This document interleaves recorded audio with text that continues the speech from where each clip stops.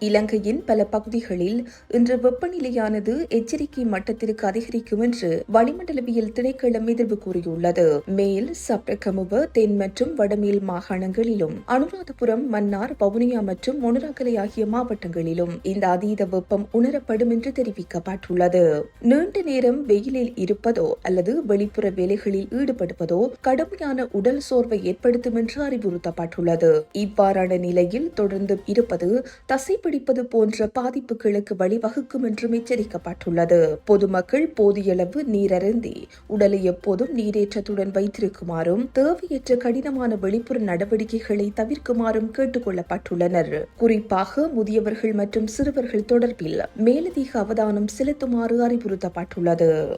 இந்த செய்தி உள்ளிட்ட மேலதிக விரிவான செய்திகளுக்கு www.behindmenews.org என்ற எமது இணைய பக்கத்தினை பார்வையிடவும்.